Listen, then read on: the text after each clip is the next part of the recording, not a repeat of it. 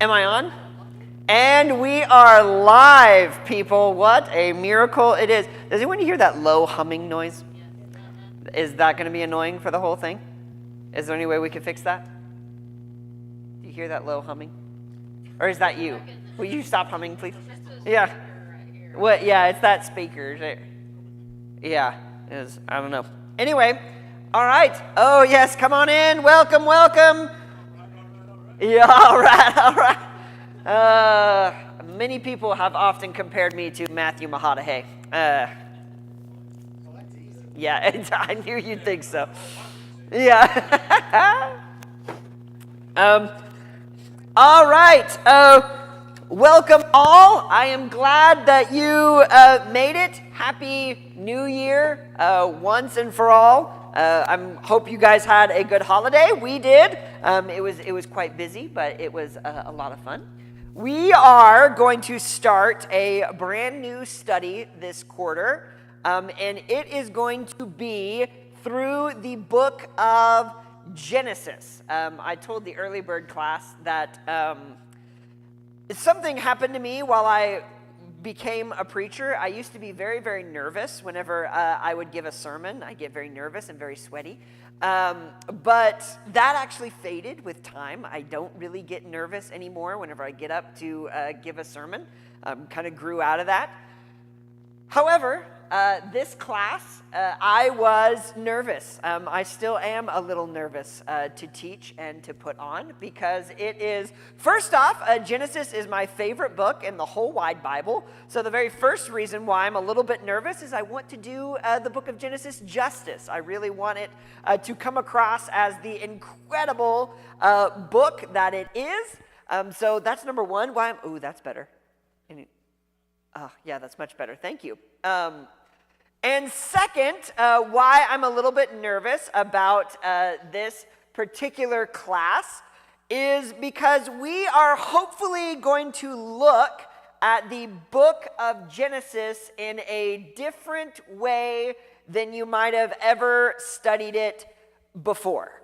I'm hoping that we can bring some kind of brand new insights, maybe a couple of different new angles to the book of Genesis. And so before we get going, we are going to have a little bit of time for you guys to talk. First off, the main point of this whole series, but especially today, is going to be trust the story. It is going to be re-examining creation, identity, and the rhythm of rest. So that's going to be kind of our agenda for tonight that we are going to work through. First thing I want to know, though, is what is a story that you can read over and over again? What's a story, or can hear over and over again? What's a story that you can hear, read over and over again? Biblically, I can't get enough of Genesis chapter 6. Okay, all right, Genesis chapter 6. Okay, Noah and the ark, the fall, the whole thing. Okay. Ooh, yeah, ooh, all the juicy stuff. Okay. Okay, the prodigal son. It can be in the Bible or it can not be in the Bible, but yes, yeah, the prodigal son. Lots of layers to that. Okay, yeah, there it is. All right, so the Princess Bride. Yes, have fun storming the castle. Yeah, that's right. Anyone else? What? Solomon's story. Okay, what draws you to Solomon? Oh, okay. I thought you were about to say the many wives. That guy had it made. Yeah. So, okay. Right. Yes. Yeah. All those concubines. Loved it. All right. Anyone else? What story could you read over and over again? The what? The Door Within. Okay. All right. Anyone else heard of The Door Within? No. Okay. You've just outed yourself as a huge nerd, and I'm happy about that. All right. Anyone else? No one's. Non-biblical Ready Player One. I love that book. Ready Player One. Okay. Yeah. Sure. Any Harry Potterers in here? Yeah. Okay. Lord of the Rings. Thank you. Goodness sakes. It's like I had to take a drink of something or something. All right. Yeah. So Lord of the Rings. Could read it over and over again. Yeah. Harry Potter. Great one to read over and over again. We watch the Pirates of the Caribbean movies once a year, every year. Don't love those movies. Yeah, what? Huh? Did you have another one? Oh, okay, all right. No, I got in trouble for the last one. All right, number 2, what is your favorite way to relax? If someone gives you the day off, what do? It's been so long, you just don't remember. What's your favorite way to relax? Yeah? Running. Okay, yes. Okay, so some people like to run to relax. That's my worst nightmare, but for some people it's not. Okay, I can appreciate that. Yeah. You like reading. Okay, yes, yeah. Sitting down by the fireside with a nice book. Yeah, what? Fishing. Okay, yes, yeah. Some people like to kill things to relax. Yeah, that's great. Yeah, no, just kidding. Yeah, okay, so fishing. Yeah. What? Disc golf. Okay, so some sports. All right, yeah. What did you say? Okay, yes, yeah, oh, yeah, so maybe he doesn't kill things. Okay, you're trying to defend your buddy. I like that. Okay. Yeah, no, Terry's all about the death. It's yeah. All right, anyone else? What? Okay, that's actually really interesting. Melvin Thompson said that. Like, I can't relax. I got to shut it all the way down. I got to sleep. Okay, yeah? Anyone else? Nope. Yeah, okay, yeah, that's what I was kind of looking for. Okay, yeah, watching movies. Any gamers in here like to play some video games? Yeah, Corey's trying to look around like I don't know it's him. Yeah, okay, yeah. So yes, yeah, got some, maybe some gamers in here. Anyone have like an actual like, like a way to relax that's actually like beneficial? Like some people are like, I love woodworking as a... Okay, yes, yeah, so all right, so some people actually have like something that makes them relax. That like some people are like, I love to yard work to relax. I'm like, I don't know. But yeah, okay. Number 3, how do you define someone's worth? A little bit more serious now. How do you define someone's worth? Okay, what do you mean by that?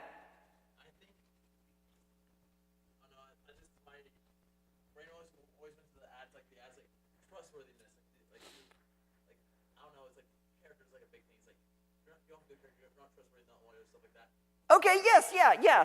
Okay, yes, yeah. Okay, so, okay, your character, all right. What else? How do you define someone's worth?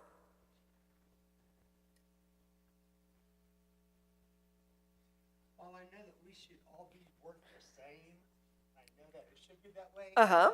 Usually, someone's worth, my initial impression is what they're giving off. Okay, so their impact on the world. Yeah, okay, so that How they present themselves to me. okay, yeah. Yes, yeah, okay, I like that. Okay, so that's how we define people's worth. Okay, what else? How do you define someone's worth? Landy? Just going off like you said. I mean, like we hate to say it because we don't want to like think like that, but Yeah. it's honestly what people can do for you and what you can do for others. Okay, yeah, now we're cooking. All right, yeah, so what value do you give it, selfishly, what value do you give me? Or even what value do you give society? Okay, yeah, we can even expand it a little bit. Like, what value do you have in society? Okay, what else? Knowledge. Okay, how much knowledge do you have? All right, I like that, yeah. Wisdom, okay, a little bit different, but still, yes, yeah, okay. How much wisdom do you have? Okay. How much money you got? Okay, yes, yeah, absolutely. Like literal worth, okay? What is your net worth? Okay, I like that, all right? Is there a difference between factual truth and spiritual truth? This is a big one. And I can already see the wheels turning. I have a question. Okay, yeah. What is infactual truth? Infactual? Well, the opposite of factual truth, right? Why is there factual truth? Wouldn't it just be true? What? I don't know. I'm trying to understand that. Yeah. Okay. Like, what's the inverse of factual truth? What's the inverse of factual truth? Okay. We could splice that up. Okay, yeah, walk with me, yeah. There are things Sure. And I'm thinking about, is like, for instance, in Psalms, it describes God holding the world in his hands. All right? Is that true? Yeah. Okay, all right. Yikes. All right, so we're starting from way square one. Okay, is it true that God holds the world in his hands? It is. Okay, it is. Is it factual truth? Are there 5 digits and hands and arms if we go to the moon and we're like, hey, look, those are arms? Yeah. Okay, yeah, so it's a truth, we would agree, but probably not a factual truth, right?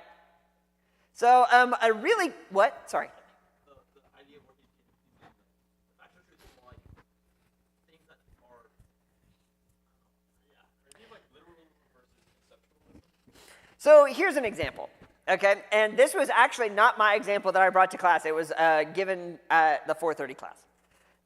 Melvin Thompson explained it this way. So you can be the biological father to someone, but if you abandon them before they're born, all right, would they consider you their father? Probably not.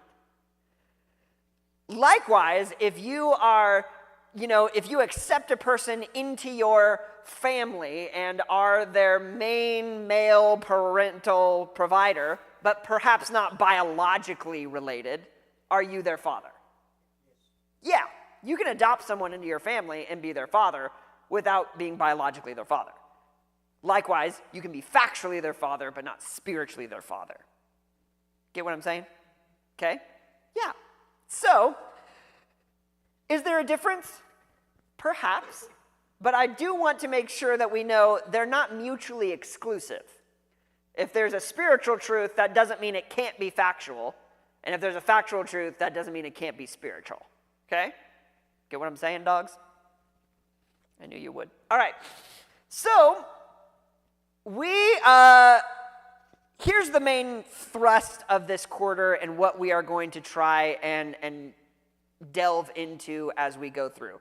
What I mean by looking at Genesis in a completely different way than we usually do is that we come from, and you've probably heard me say this 1,000 times from the pulpit by now, we come from a very Western culture, all right? And so we look at the Bible through a very Western lens. Where was the Bible written? In the East, okay? Yeah. So there is a level to the Bible that when we look through it through a strictly Western lens, there is a level that we are missing. The best analogy that I have heard it put is that, does anyone play piano in here? Anyone play piano? Okay, Corey, you play piano. Can you play with one hand? What? You can play with both hands. Okay, that's great, yeah. What would happen if I were to tie your hand around one of your hands behind your back and then ask you to play a piece? Yes, yeah, you'd only be able to play one or the other, okay? Yeah, so if I tie your left hand behind your back, you're probably going to be playing all the treble. Same thing, you're playing all the bass. What I want us to do through this class is put both hands on the piano. Right now, for most of us, and in fact, up until recently, myself included, we have been looking at the Bible one-handed. We've been tying one behind our back and saying, this is my view of the Bible, and that's what it must mean. One of the main cruxes for this class is that the idea that, and this is going to sound weird, but work with me, the Bible wasn't written to you. That makes sense? So there is context that you might be missing. There's a really interesting book, Misreading Scripture Through Western Eyes. And the main plot line of that book is that there's a lot of things in a culture that go without being said. You know, you don't have to say it for the meaning to get across. For instance, if I say, I don't have a dog in that fight, what does that mean? You have no opinion. Yes, yeah, I have opinion. It doesn't matter to me. If I were to talk to a non-native English speaker and say, I don't have a dog in that fight, what are they going to think? You have your dog's fine? Right, yes, like, arrest this man. He's Michael Vick on the loose. Right. Yes, yeah. So there are things similarly, there are things in the Bible that go without being said that we are missing because we're not in that culture and not in that context. And part of the really fun job of trying to delve and study the Bible more is trying to figure out those things. Trying to figure out what goes without being said in this culture that we're missing. And that's the level that I want to focus our study in Genesis on. And when we look at the Bible through a specific lens, there are questions that we are going to ask that other audiences are not going to ask. For instance, a Western mind reads Genesis 1, the creation story, and asks, how long did it take? Okay? How many of you have had a discussion about, was it literally 7 days? How many of you have had a discussion about that? Oh, yeah. There is not a Bible class on this planet that goes through Genesis 1 and does not at least talk a little bit about, was it literally 7 days or was it figuratively 7 days? All right? You know, we hear about 1 Peter, 1,000 years is to a day, as a day is 1,000 years to the Lord, so how do we know? Okay. Those are fine questions. Those are fun to explore. The only problem with those questions is that there's really no answer. There's not really an answer. We won't know. And so fun to talk about, fun to expand our mind about, but I want to be very clear, those questions would not be on the radar of ancient Eastern Jews. They would not read the Genesis story and think, I wonder if it was literally 7 days. That is a very, very Western idea. Is that wrong? No, thank you, no. It's not wrong to ask that question. Just know it's not a question that the Bible is interested in answering. An ancient Hebraic reading of Genesis is going to ask questions like, what kind of God is this that would create the world in this way? What does it mean to be human in the context of this story? Boiling it down, a Western mindset is going to want to ask, how? How did it happen? An Eastern mindset is much more likely to ask, why? Why did it happen? And so much of the time, I think we get really hung up on how that we forget to ask why.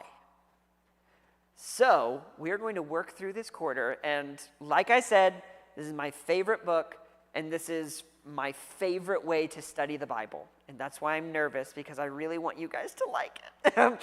But I think you will. I was really nervous about the early bird, and they took it really, really well. So it's really your fault if you don't like it. Anyway, so here's what we're going to do. This is going to be the practice of what we do in this class, is that we are going to read the text, and we are going to ask 3 questions of the text. First of all, what is weird? What is weird about this text?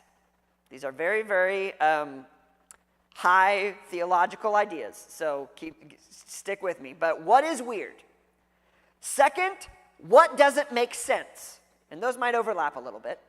What doesn't make sense? So what is weird? What doesn't make sense? And what is repeated over and over again? Okay?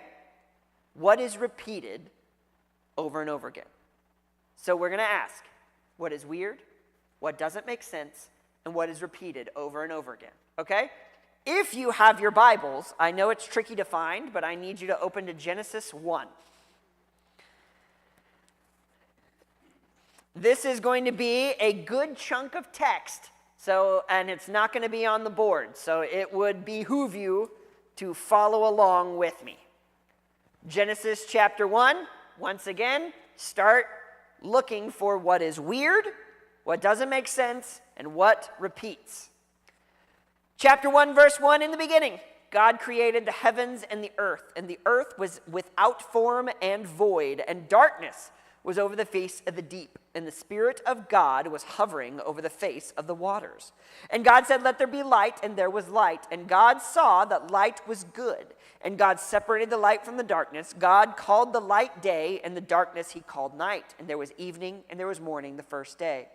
And God said, "Let there be an expanse in the midst of the waters, and let it separate the waters from the waters." And God made the expanse and separated the waters that were under the expanse from the waters that were above the expanse. And it was so. And God called the expanse heaven, and there was evening, and there was morning the second day.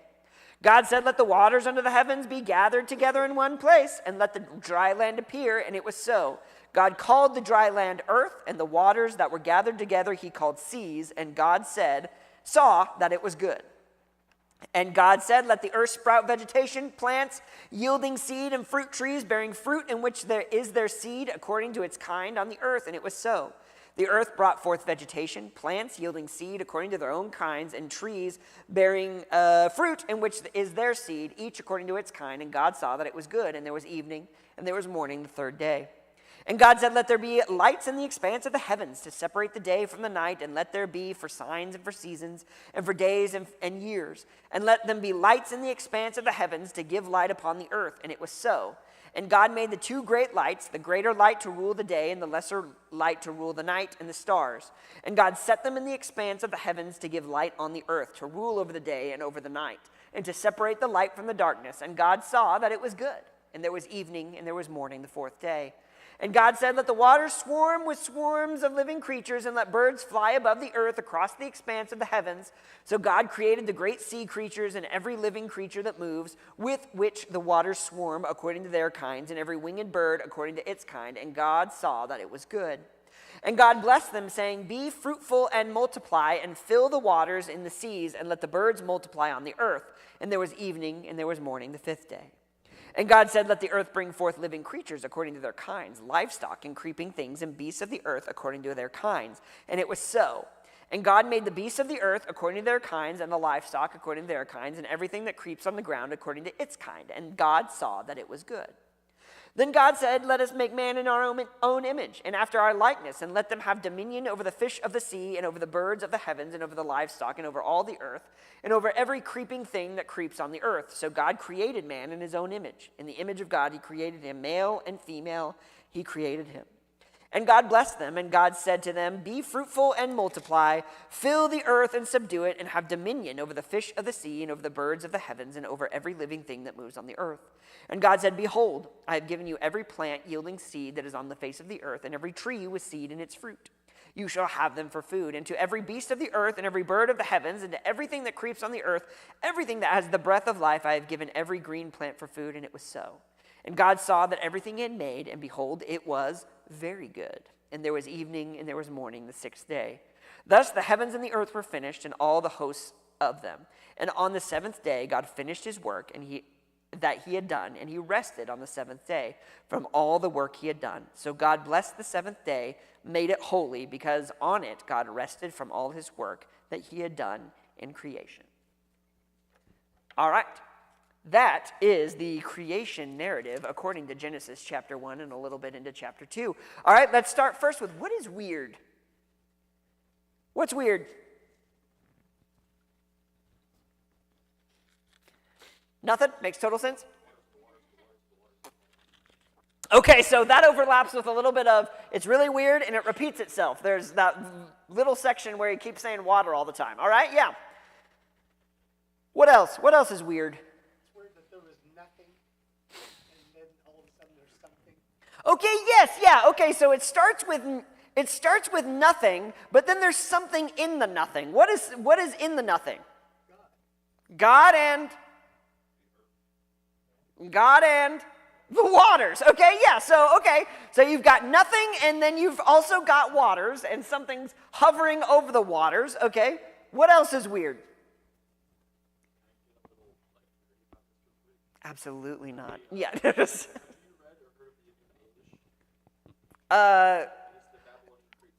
Yes, obviously I have, but remind these people. So, in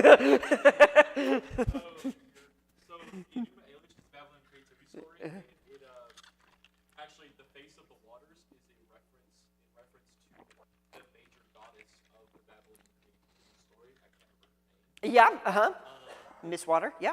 So, like, whenever I read like Genesis chapter 1, the face of the waters, in theory, from that perspective, at least that's what a couple of Bible professors said back in college. My own reading said it right. Yes, yeah. Should be a reference because Babylon the creativity story, Enuma Elish was written before the book of Genesis was written. Yes, yep. Because Babylonic culture was more developed before the Jewish culture was more developed, and it's like the face of the waters. Basically, it's answering that question of who is this God, what God is. It's a God who's more powerful than the Babylonians. Okay, yes. So you've picked up on a really cool point that this story is in response to other stories. Okay, that's not a bad thing. Okay, and we're actually going to see that theme throughout Genesis of it being a little bit of a response to the stories that are out there. Good point. What else is weird? Well, I was going to make a point. So earlier, Yeah. maybe I was listening to something else, but the guy brought up a good point that he said, from our Western perspective, sometimes we ask questions that the text was never meant to answer. Yeah. So that's one of the reasons why we struggle with Scripture is we're not asking what was this text meant to answer, which leads into this one right here is we would call it the creation Yeah. Yeah. God, and then it was to point to God versus like another. Right, yeah. So there's a reason that, so any weird detail always has a reason. And that weird detail about the waters is, a reference to a lot of things. But now, we have just a little bit of depth. It's a reference to another Babylonian story to point to a better God. So that's kind of where we're getting at, is that there are details in here that would go without being said to the original audience. For us, we have to dig, and that's great. That's fine. But I like that you pointed to that. What else is weird or doesn't make sense? We'll move on to the second one. Yeah, Lynn. Two things. A lot of separation. It's like separation. Yes. Okay, we call these the day of creation, but the first 3 days are what? Separation. Okay, interesting. All right. What else is weird? Well, sorry, you had number 2. Yeah, sorry. The other thing is I already mentioned man and female before we talked about Adam and Eve. Okay, yes. So the timeline's a little bit goofy. Okay, yes, yeah. And we're actually going to see that compounded in chapter 2. Anyway, what else is weird or doesn't make sense? Yeah. Yes, okay, an engineer said that exact same thing last time, or in the early bird. Okay, so what do you mean by light? Let there be light. And so there's some form of light. Yeah, And then later on, it's got to be separated or divided or somehow formed another way because then you get the light that rules the day and the light that rules the night. yes, Is that the same light that was already created, or are they different ones? Or yeah, weird. So, yes, yeah, okay, so how do we have light before we have sun? Yeah. What? Okay, God is light. Okay. Well, then why does he have to say, let there be light? What? Over darkness? So darkness won for a while? Well, now you're just putting things in the text that aren't there. Yeah, okay. Thinking about a physical world, and this is the creation of a place that never existed. Yep. Okay. I did some project class in high school. Uh-huh. They talk about the Big Bang Theory being biblical because it's like the creation matters. Yeah. So the idea of light is like an explosion. So it's like the creation matters what the light comes from. So like that. Yeah. Yeah. Okay, yeah. I love that you made all those comments. You know why? That is so Western. That is unbelievable. Like, well, the light was probably the Big Bang Theory. And I'm not saying you're wrong. Right, yeah. And I love that TV show too. The Big Bang Theory was pretty Europe, that's the Eastern part, Right, but what I'm saying is that calculus, that calculation is very, very Western. Like, well, there was light the first day, so it would have been the Big Bang. and then the second light is the sun. That's an incredibly Western way to think about it. And once again, that is not the questions that the Bible, specifically this story, is set out to answer. Find questions to ask. Not going to find an answer in the Bible. I've said this to my youth students before, and I could tell, especially for one, it was incredibly relieving, and I realized just how much damage we've done with our very Western mindset. I said, the Bible is not a science textbook, and I would be shocked if God issued a science test when we died. So to boil Genesis down to the mechanics of how the earth was created, while we can debate about it, just know that's not the purpose. It's not the purpose. So, and I hope that now you're asking the question, then what is? What is the purpose of the creation story? What else is weird? What doesn't make sense, and what repeats itself? Let's go to what repeats itself. I think we've covered what makes sense. God creates and it's always good. God creates, and it's good. Okay, yes, there's definitely a pattern here. God creates, and it was good. All right? What else? Until he creates humans. And then what is it? Very good. Okay, yes, yeah, tov miod, right, okay?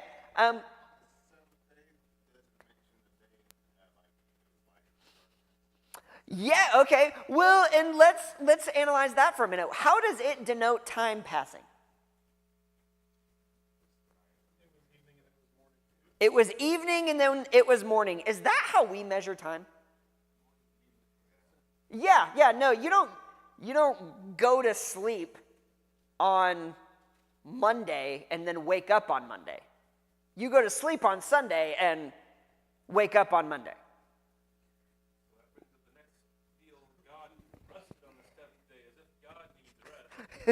Yeah, uh-huh. Very concerned if I was worshiping God that, I need to take a break here. Yes, yeah, okay. So the first thing about the seventh day is, number one, how does an all-power, omnipotent God need to take a breather? And second, what is missing from the seventh day that is in all the other days? I'll give you a hint. The end. It never says there is evening and there is morning on the seventh day. Almost as if the seventh day never ends. Questions for later. What else repeats itself? Okay, sky, air, and heavens. Okay, yes, yeah. What else repeats itself?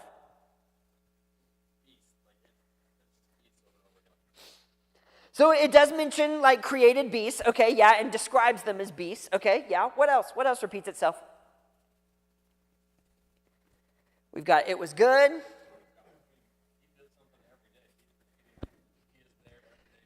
Yes, okay, so activity. There's a pattern of activity, okay? Yes. What else? It also seems that there's also a pattern of rule. Okay, yes, yeah, so God's in control. And I'll even give it to you. And it was so. Every day is repeated with, and it kind of goes along with what Kenneth was saying. And it was so. Okay? What else? Anything else that you pick out that repeats itself? And God said, and God saw. Okay, yes, very good, yeah. Okay? Anything else? All right, why we go through this exercise is because God wrote the Bible in a certain way to where it should shoot up red flags when something is weird, when something doesn't make sense, and when something repeats itself. That's how you know that God is trying to tell you something important, whenever he puts a detail that doesn't make sense. We're going to look at the detail that was pointed out. How can you have light and then you have sun? Okay? And that's actually a pretty good hint at the pattern that God is trying to tell us in the narrative. All right, so we're going to start at the beginning, though. First, chaos and void. This is the problem. The Hebrew word here is tohu vavohu. Tohu means wild, untamed, formless space without boundaries, and bohu is lowly, empty, void, space without life. So whenever you put it together, you get this very, very lonely, completely empty space. It is better described as chaos. The way that Marty Solomon describes it is tohu vavohu is like if you put nothing in a blender and hit whip. It's worse than nothing. It's chaotic nothing. All right? So what does God do with the nothing? With the chaos? Makes order. I like that we picked out that in these days of creation, the first 3 days, there's not much creating going on. He says, let there be light, and then what's the rest of it? Separation. He's separating everything. So, what does he first do with the chaos? He brings order. He starts organizing it. He doesn't kill it, he organizes it. Okay? Then what does he do? What's the next 3 days? He makes the space and then fills it. And what's super, super fun is that they correspond with each other. So he first creates light and dark, organizing time, and then the sun, moon, and stars. He creates sky and water, then puts bird and fish. He creates land and seas, then puts animals and humans. God organizes it and then fills it. All right? The Bible and the creation story, that is why it's not too concerned about the science part of it. If it was really concerned about the science part of it, it would have said, and then hydrogen and oxygen really, really got crazy and exploded. Instead, it says there was chaos, then there was structure. And when there's structure, God fills it with creation. All right? So, this is our first step in analyzing this story, is realizing that there are parallels. Okay? So, and this is going to sound weird, but chew on it for just a little bit. Whenever we see a passage with parallels and with cadence and with structure, what are we usually reading? A chiasm? Yes, you're ahead of me. A poem! Usually, whenever you have structures, verse, cadence, a rhythm, a parallel to it, you're reading a poem. Don't freak out, but the creation story is a poem. It is a literary device to give a message. All right? So once we've discovered that, now is the time to analyze the poem. We've done the first step, which is realizing that these correspond to one another. And now, as Kenneth beat me to it, that usually means that there is what we call a chiasm. I know you have heard me say this before, but the best way to study chiasms is actually to go through the book of Genesis. A chiasm, if you recall, is a literary structure that usually either parallels or mirrors itself with the strongest point in the middle. What is unfair about the Bible is that it uses chiasms all over the place, but starts you off with the hardest one. Because this particular chiasm is a double chiasm. Some will even say a triple chiasm, and I'll tell you what I mean. The first chiasm is this parallel structure. A, B, C, A, B, C. Okay?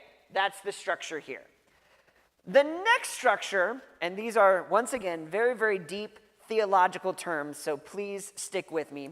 But it is a literary form where if you look at the paragraphs of the days, you will see day 1 starts with a baby paragraph. Day 2 is a mommy paragraph. And day 3 is a daddy paragraph. Okay? Are you all following me? I know these are technical terms. Day 4 is another daddy paragraph. Day 5 is a mommy paragraph. What happens on day 6? If it were to follow the structure, what should be next? Baby paragraph. But what do we find?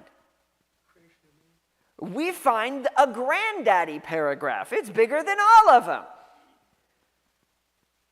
What's different about day 6? Creates man. Okay, so if it were to follow the structure, if it were to be a baby paragraph, what would go into it? What would just be there? Reverse it. No, I mean the other ones. He creates 2 things on day 6, what is the one that should be the baby paragraph? And he creates animals, done. That fits the pattern, okay? When something doesn't fit the pattern, what do you think it means? Okay, yes, it's super important, all right? And it makes that sound whenever you see it. Yeah, you heard it. Yeah, in your head, you heard it. Yeah, I just vocalized it. So, what we see is that the pattern should be then beasts. But God adds something. He adds man. What makes man different? Created in the image of God, and then what? Say it again. Has dominion. Okay? Those are the 2 things that don't fit in the pattern, which means that they are important. It means you are made in the image of God, and you are co-creators with him. So the first big lesson, that's step 2. Step 1 was realizing that they are parallels. Step 2 was figuring out the pattern that doesn't fit. And that means that man doesn't fit. So step 2 is man is important. And for those reasons. But now, the third level of the chiasm is the reflective part, okay? We need to find the middle. It's harder to do this without the Hebrew. But when you take out the part that doesn't fit, man, take that part out, you have a perfect chiasm with the middle falling. If there's 7 days of creation, where should the middle fall? 3.5, round up.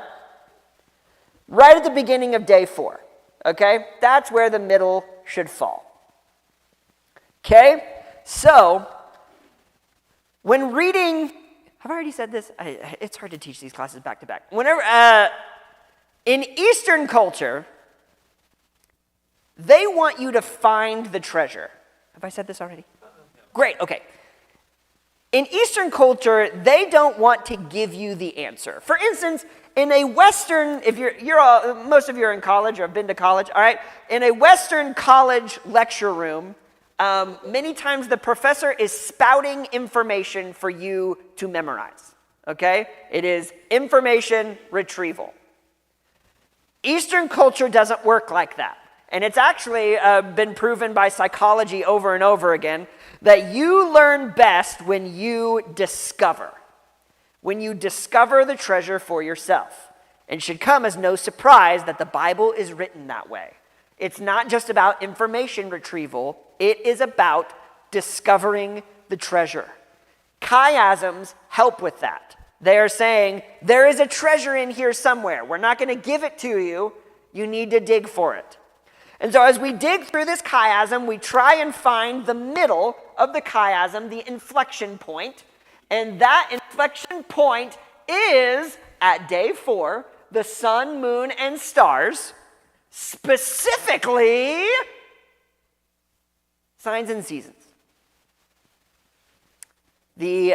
Some of your translations, signs and seasons. Anyone have sacred times in their translation?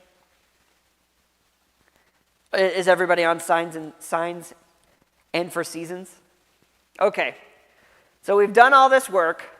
We've dug for this treasure, and we come up with signs and for seasons. If you're anything like me, your first reaction is, well, that's dumb. That was a lot of work for nothing. And it helps to set the stage. First off, this Hebrew word here is moedim. It's actually one of the 4 words for Sabbath, okay? So the 4 words for Sabbath, first of all, there's a word for the Sabbath, Shabbat, which is the Friday evening to Saturday. Wait, Sabbath starts on Friday evening? I wonder why. Then there is another word for Sabbath, where it falls like on a designated time of God for Sabbath, and it might not fall on the Sabbath. For instance, there are times for Sabbath that might fall on a Tuesday. That is a Sabbath, but it's not the Sabbath. Then there's Sabbathing or Shabbating, which is the act of Sabbath, like act of being at rest. And then there's this 4th word, moedim, which is actually a set-aside time for a festival, a celebration, a sign, and for seasons. This is a time of rest and worth, okay? So, follow me here. Who were the first people to hear the Genesis story? To hear it. Not be a part of it, to hear it. Who were the first people to hear the Genesis story? Yeah, Israelites in the desert. Specifically at what point? Yeah, after that big mountain hullabaloo. Yes, yeah, okay. So yes, Moses comes down from the mountain with the Torah. Yeah, the law, the Torah. And so this is the first time that these people are hearing the story of Genesis. Where have they just come from? Egypt. What was their job in Egypt? Slaves. Does it add a... What? I never really thought of it as an occupation. You're like, what was their job? Yeah. What was their chosen career path? Slavery, of course. Yes. So they were slaves in Egypt. Why might this message be incredibly impactful as the first thing they hear from God? While they've been in Egypt, their entire lives have been defined by what is your output. It talks about ad nauseum in Exodus about how many bricks they can make. Their identity was wrapped up in bricklaying. How many bricks can you produce? Your worth and your value was determined by your output. Good thing we've moved past that. Whenever I asked all of you how you define someone's worth, anyone remember what the popular answers were? Money, even experience, wisdom, knowledge. What value do you have to the world? What is your output? What has humanity done before God calls them very good? Nothing. That is not true. Okay. We're going till 7:30, by the way. All right, so nothing.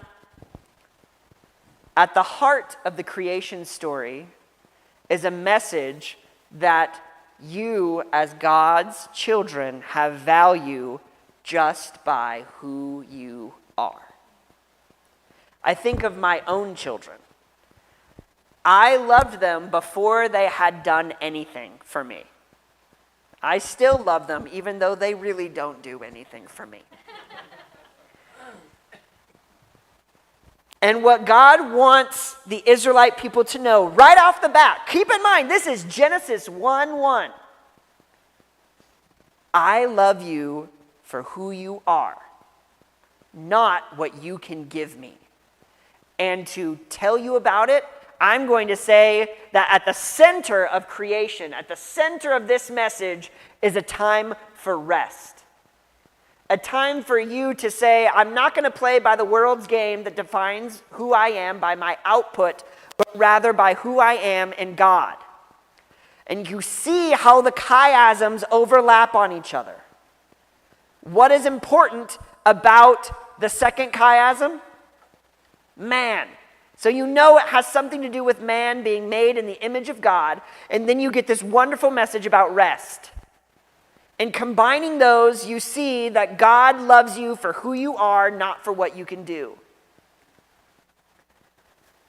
Day 4 is about the sun, moon, and stars. They are described as signs and seasons. In Hebrew thought, the center of the story defines the point. The point here is that God is the author of the rhythms of time. Trusting the story means trusting the rhythm God has set in motion. God wants you to know what defines you. And we're going to talk more about this idea of empire versus shalom. And it's just a nice way of putting empire is what the world thinks is wise, the world's way of doing things, where shalom, meaning peace, is the way God thinks the world should run.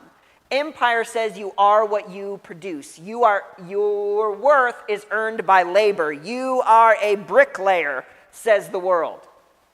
In Genesis, humans are very good on day 6 before they have done a single thing. Your worth is bestowed by identity. You don't have to earn your place in the world. You are an image bearer first. This should also shed light on why God starts with evening and morning. What do you do in the evening? Rest. God says your day starts with rest. Evening and then morning. Cool, right?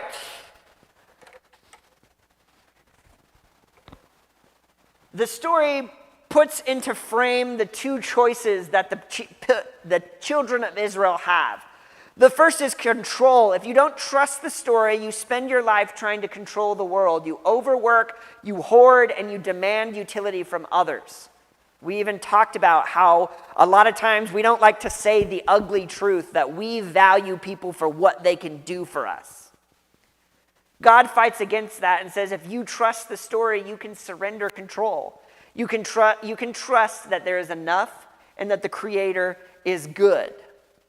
God emphasizes this point by instituting the Sabbath. Does God have to take a Sabbath because he's tired? No. I've heard it said this way: God knows when to say enough. Much like a painter can see when a painting is finished. One more stroke or two more strokes could ruin the painting, but instead he knows when it's enough. God is a God of enough. He looked at the world and knew, I'm done. And to really cement that in the consciousness of his people, he took a Sabbath and he rested. And he even put in the center of the story that there are times where we should be resting as well. This word manuka, God rests not because he is tired, but to enjoy tranquility. Rest is a statement of trust. It is the refusal to play the game of empire. It says, my worth is not in my output. We know as a capitalistic society that when you choose to rest, it costs you something. I always use the example of Chick-fil-A. How much money do you think they miss out on by being closed one day a week? I'm guessing billions. And yet, they choose to say, we are going to be different. We are not going to be defined by our output, but instead going to show the world that there's a better way to do things, and that is by showing we trust God that there is enough. And so we're going to take this day to rest. Marty Solomon says, God saw that he had made and it was functioning and it was good. And on the seventh day, he celebrated enough. Not that he celebrated enough, like, oh, whoa, God, you're celebrating a little too much. I think that's enough. He celebrated that there was enough. Trusting the story today looks like stopping control, where you are trying to manage outcomes that belong to the Creator. It means speaking the truth over yourself. Your worth is not tied to your inbox or to your paycheck. And to practice Sabbath as a declaration that God is in control and you are not. And that's how we are going to study Genesis. We are going to try our best not to ask how. We're not going to ask, I wonder what date this happened, or I wonder the specifics of what that was. Instead, we're going to ask why. Why does God want me to know this story? Why did God put that random detail in there? Why did God make this story not make sense? Why does the timeline look a little funky? Those are the questions we're going to be asking. I'm going to leave it to you. Are there any questions or comments that we need to be made aware of? Yeah. It actually takes two people to paint a masterpiece. One person to paint, the other person to say stop. Okay, yeah. Deep. Yes, yeah, I like that. I like how God, the ultimate creator, the only Yeah. true creator, gave the example of rest so that, like you were saying, the contrast of where they just come from Egypt, where their value was in production, they now get to see that their production, they can rest from. Not that they have to stop doing anything at all, but Yeah. produce and then they stop, slow down. Yeah, and I love that duality in this story about God saying you are made in my own image, so you are co-creators, co-partners with me in this world. You have dominion over it, which means you're supposed to take care of it, which requires effort and work. But there's also a time for rest, because there's enough. You're not dominating because you can, you're dominating because that's what you were created to do. Yeah, Carl. It's interesting to talk about our capitalistic society. My firm, my direct vice president overlord, whatever you want to call him. Yes, yeah. I mean, the man's worth $4 million career cash, and at our meetings, he always said, "I gotta get on the next appointment. I gotta do the next thing. I gotta make the next level." I'm like, and I think, and you're talking about Chick-fil-A. It's like, what's the point of making millions and millions of dollars if not to use the freedom of time it provides to rest and enjoy it? Yes, yeah. Just doing it for the sake of the dollar. Right, yes, yeah. Yes, absolutely. Yeah, well, and it goes back to how you define your worth. A lot of people define it by their net worth. Like, I'm only worth as much as I have. And the creation story, as bizarre as it sounds until tonight, fights against that. Any other questions, comments, or concerns? All right, let's end in a prayer. God, we thank you so much for this time of study. We love you, and we cannot thank you enough for the gift of your word. We are so thankful that it is a book of perfection. It is a book that we could study for 1,000 years and still glean more wisdom and more about you and more about what it means to be human. We ask that you continue to bless